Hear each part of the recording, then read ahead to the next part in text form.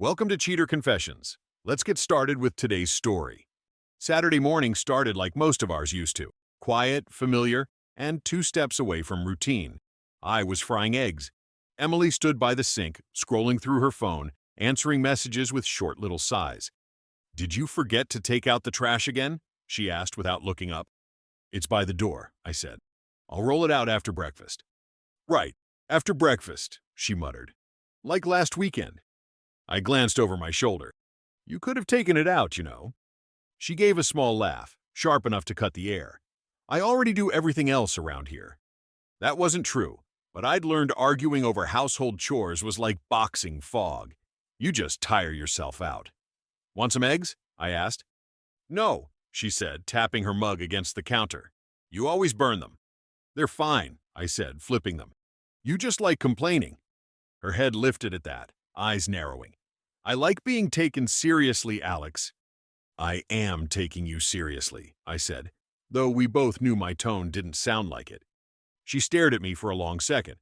Then she set her phone down and set it flat, as if she were reading from a label. "If I wanted to, I could replace you in a day." No grin, no pause, just a sentence dropped like a weight between us. I looked over my shoulder.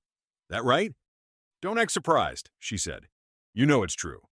Bold announcement for a weekend." She didn't laugh. She just watched me like she was taking inventory. One cracked plate, one husband passed the warranty. "You sending out applications?" I asked. "Or is it more of a walk-in position?" "Don't get smug, Alex. I'm serious." "Yeah, I can tell." She crossed her arms. "Men line up. I don't even have to try." "Guess that's convenient," I said. "Do they take numbers or just crowd the door?" She rolled her eyes. "Forget it. You never take me seriously." I didn't answer. Some arguments come preloaded. They don't need fuel. She tapped her mug twice and said, "By the way, are you coming to Lisa's exhibit tonight, or are you still playing mechanic with Brian?" "I told you," I said. "He's running that community bike repair thing. I promised to help." "You can go after." "Not really how bolts work." "So you're skipping my coworker's show." "I'm skipping standing behind you while you pretend I exist for photos. We've done that one." Her smile was thin. "Fine." She left the kitchen without touching her breakfast. I ate alone. I wasn't the kind of man who begged someone to like eggs. But I kept hearing that sentence. "Replace you in a day." Not a joke. Not even an insult. A warning, maybe. After the dishes, I texted Brian to confirm the bike workshop, then opened our shared calendar and moved it from my phone to my laptop. Small thing, but it meant I'd check it when I chose. That was the first quiet line I drew. By Thursday, she'd thawed just enough to say, "There's a fundraiser Friday. You should come." It wasn't really a question. Her company was hosting a charity event downtown. I showed up halfway through, not to make peace, but because I still believed in showing respect, even if the feeling wasn't mutual. When I stepped in, she was already in full performance mode. Bright dress, louder laugh, and a circle of coworkers orbiting her like satellites. The first to notice me was Sophia, one of her closest friends, who always talked like she was narrating a documentary. "Wow," she said, walking over. "He actually came. Must have gotten the date mixed up." "Good evening to you too," I said. Emily turned, flashing that practiced smile. "There you are," she said through her teeth. "Try to look like you're enjoying yourself." "Working on it," I replied. She looped her arm through mine for the audience's benefit, then guided me toward the group. "This is Alex," she announced. "He's my husband, the one who prefers tools to people." That got a few polite laughs. Sophia grinned. "At least tools don't argue back." I smiled thinly. "They also don't pretend to care for the crowd." The laughter tripped, like someone had hit pause. Emily's eyes flicked at me, warning clear as a siren. "Could we not?" she whispered. "This isn't the place." "Exactly," I said. "That's why I'm not doing a scene. I'm just here. Quiet." She forced another smile for the group. "He's always like this. Dry humor." Sophia tilted her head. "If he's so unhappy being here, maybe you should have brought someone else." Emily's knuckles tightened on my arm. I stepped back gently and said, "Sophia, if you're handing out advice, maybe include one about boundaries." I looked at Emily and said, calm and even, "If you want to ask me something, ask. If you want a stage, Pick another actor. Her mouth opened, but before words came, the event host clinked a glass and called everyone over for photos. I nodded once. "Enjoy your evening," I said, and walked toward the elevator. Halfway down, I heard laughter again. Hers, bright but brittle. That night, Emily came home after midnight. The door opened softly, but her heels announced every step. I was on the couch pretending to scroll through the news. She stopped in the hallway, arms folded. "You walked out," she said. "I left early," I replied. "Different verbs." "You embarrassed me." "I didn't do a thing. You brought a crowd and a script. I just didn't read my lines." She threw her purse on the chair. "You could have supported me, just once." "I do. Just not the version of you that sells tickets." "That's ridiculous," she snapped. "You make everything sound like a performance." "Then stop treating me like a prop." She stared at me for a long moment, breathing through her nose. "Unbelievable," she said finally, and went upstairs. The next morning she was quiet. That silence stretched through Sunday. I didn't chase it. Brian texted around 10. "You still in for the workshop?" "Yeah," I wrote. "I'll bring the socket set." We spent the day fixing bikes for kids who couldn't afford repairs. Grace, a neighbor from the next street, brought sandwiches and lemonade around noon. She laughed easily, no performance. When I got home that evening, Emily's car was in the driveway, but the house was quiet. I figured she'd gone out with Sophia. My phone buzzed. Her name. The message was long. I shouldn't have said what I said. The event was stressful. I overreacted. "Can we talk? Lunch tomorrow?" I stared at the screen. Apology or strategy? It was hard to tell anymore. "Lunch, noon, my office," I typed back. If she wanted to talk, it would be on ground I could control. Before bed, I moved a few bills from our joint account into one under my name. Not a threat, just preparation. Boundaries worked best when they were backed by logistics. She did not come home that night. Emily showed up at my office the next day at exactly noon. At the reception, she smiled widely at my boss, Freddie, who was on his way out. "You must be Freddie," she said. "Alex tells me great things about you." He nodded, friendly but wary. "Good to finally meet you," he said, then kept walking. Inside the office, I'd set 2 waters. She unpacked sandwiches like peace offerings. "I'm sorry," she said, voice careful. "And the thing I said." "What thing?" Her hands paused. "You know." "Say it." She exhaled. "The replace line. It was wrong. I was angry." I nodded once. "It was honest, though." "Come on, Alex," she said. "Don't twist it. I wanted you at the event. I shouldn't have pushed." "I get it," I said. "But I'm not joining a show I didn't audition for." She frowned. "You're making this sound like I'm fake." "I'm saying I want real," I said. "You don't have to put on a crowd to talk to me." She slid a sandwich across the table. "Can we just eat?" "Sure." We ate in silence for a few minutes. Then she said, softer, "You're really not coming to the gallery night?" "Not unless I'm invited as your husband, not your stage partner." She shook her head. "You can't stay mad forever." "I'm not mad," I said. "I'm just finished pretending." Her tone shifted sharply. "You're being dramatic. People fight, Alex. They move on." "Then move on," I said evenly. "You said you could replace me in a day. Try it." Her eyes went wide for half a second before she looked away.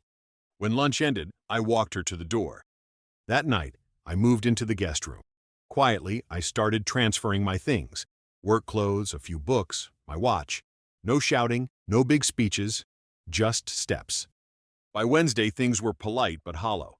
We talked logistics, bills, groceries, nothing else. Thursday night, she said from the doorway, "Sophia's birthday is Saturday. Everyone expects you there." "I'll come," I said. "For 90 minutes. My car, my clock." Her mouth twitched. "You're setting time limits now?" "I'm setting boundaries." "Same thing." She didn't answer, just turned away. Saturday evening, I parked 2 blocks from the restaurant. Inside, the table was already loud. Emily stood when she saw me. "You made it," she said, kissing my cheek for the crowd. 90 minutes, I reminded her quietly. Beside her, Sophia smirked. "Alex, look who escaped the garage." I smiled politely. They let me out for good behavior. The first 40 minutes were fine. Surface talk, shared dishes, polite laughter. Then the conversation turned. Sophia leaned in. So, Alex, how do you put up with Emily's schedule? She's got men at work chasing her for attention all the time. Emily laughed too loudly. Don't start that, Sophia. I looked up from my plate. If she's that busy, I'm lucky she still fits me in. The laughter came unevenly this time. Emily's hand found my arm, nails pressing lightly. Smile, she whispered. Don't make this awkward. I'm not, I said. You invited me for honesty, not acting lessons. Sophia raised her glass. Here's to women who could replace their men any day. That froze the table. I watched Emily's eyes flick sideways. She wasn't denying it. I set my napkin down. To anyone who thinks that's winning, I said, good luck finding peace when the applause stops. The room went silent. I checked my watch. Time's up, I said softly. Enjoy the cake. Emily whispered. You're serious? Completely. At the door, I texted her one line. Movers, Friday, 9 a.m. It was the first time in months that my own voice sounded steady.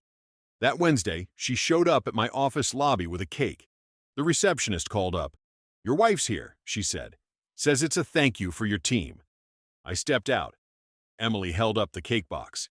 I thought your co-workers deserved something sweet, she said with that too smooth smile. They do, I said, but they don't need it to come with a story. Her smile faltered. So that's it? You've just decided we're over? I decided I'm finished being replaced before I'm gone. She laughed once, sharply. You won't actually go through with divorce papers. I met her eyes. Already filed. That stopped her.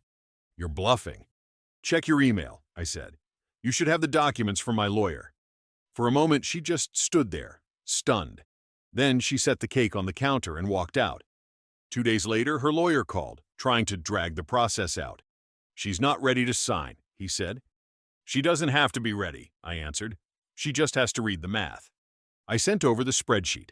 Assets, equity, bank accounts, split fairly and clean. No punishment, just arithmetic. A week later, she signed. Pride was cracked by paperwork. Word got around quietly that Emily had moved in with Sophia for a while. Her social updates slowed. Fewer parties, fewer smiles. Mutual friends stopped tagging her. The glow faded. By that weekend, I was sleeping better. No noise, no pretending. Just walls that didn't echo someone else's voice. A couple months passed quietly. The divorce papers came through, signed, stamped, done. No fight, no court spectacle, just envelopes and signatures. I closed the joint account, redirected the bills, and sent her a final message. Everything's settled. Take care of yourself. She didn't reply. Weekends turned into simple routines. Bike repairs with Brian, short runs by the lake, coffee at Grace's porch. Nobody there cared who looked good in photos. Conversations stayed real, grounded. Then, late one night, my phone buzzed. Emily. Her text started with hey and ended with, I made a mistake. She wanted to meet, said she missed us. I stared at the screen for a long minute before replying. There is no us to fix. 2 days later, she was outside my place. You're really not going to talk to me? She asked. We're talking, I said evenly. I thought maybe, after everything, you'd want to try again. You wanted replacements, remember? I said. Go find one. That's cruel, she whispered. No, I said quietly. It's honest. Her voice broke. I didn't mean it, Alex. I just wanted to see if you still cared. I did, I said. That's why it hurt. She wiped at her face, nodded like she'd run out of arguments, then walked away. I didn't watch her go long. Some scenes don't need an encore. Word got around that she'd left Sophia's place and rented a small apartment on the other side of town. Her social media went silent. A mutual friend told me her new job was part-time, the gallery downsized. The same people who once laughed at her jokes now ignored her calls. Meanwhile, I learned how quiet could feel like wealth. Peace didn't need decoration, it needed space. I fixed what broke, cooked what I wanted, and went to sleep without waiting for a door to open or slam. The following weekend, Grace hosted a small neighborhood barbecue. Nothing fancy, just smoke, old songs, easy laughter. I met someone there, Hannah, a friend of hers. She was quiet, steady, asked real questions, not stage ones. We talked until sunset about ordinary things. Later that night, My phone lit up again. Emily. The message was long, sentences looping back on themselves. We could reset. Maybe dinner? Just talk, no fighting. I read it twice, then typed one line. I wish you calm. Then I blocked the number. One evening, I remembered that morning at the kitchen sink, her voice sharp, saying, "If I wanted to, I could replace you in a day." She'd bragged about it, and maybe she believed it. But a week later, she was the one asking to come back. I didn't slam any doors or write speeches. I just stayed steady, like a man who finally understood that peace isn't a reward. It's proof you stopped performing. Now, when someone says they can replace you, smile if you have to. Then live so there's no opening to fill. Because the cleanest revenge is not anger. It's silence that never breaks. Thank you for watching.